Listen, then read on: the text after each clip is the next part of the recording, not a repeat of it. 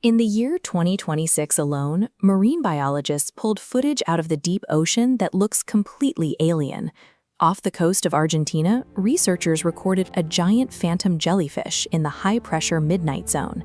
It spans 33 feet in length and uses 4 massive arms to ensnare its prey in total darkness. Off the coast of Australia, scientists identified the West Australian lantern shark. This 16-inch predator uses a trick called counter-illumination. Specialized organs on its belly emit a blue glow, matching the faint light trickling down from the surface to perfectly hide its silhouette from predators swimming below it. And near the South Sandwich Islands, an expedition documented a spherical death ball sponge living nearly 12,000 feet down. Instead of passively filtering water, it uses tiny external hooks to snag live crustaceans, slowly wrapping them inside a digestive membrane. High-definition ROV footage of these creatures drops on our social feeds. It creates a comforting illusion.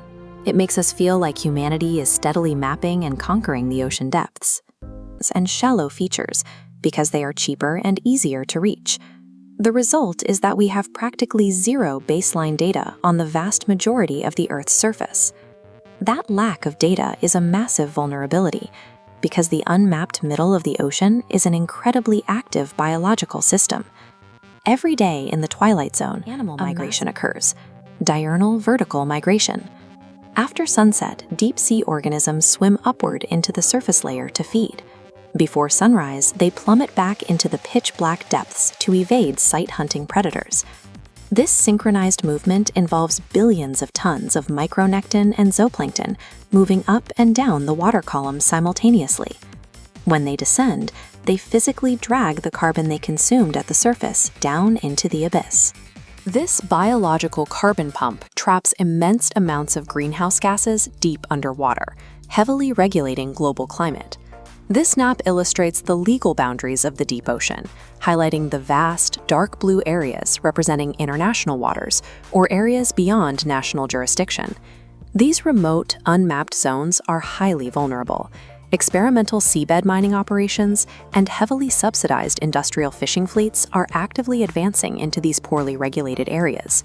This creates a legal trap. International organizations cannot establish marine protected areas without concrete, biological proof of the ecosystems living there.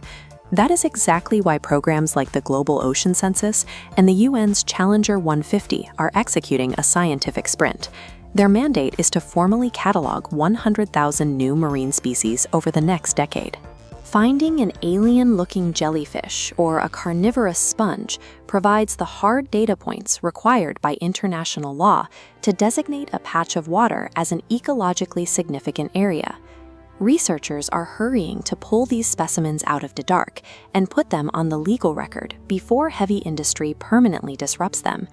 Humanity cannot legally protect an ecosystem if we have no proof it exists.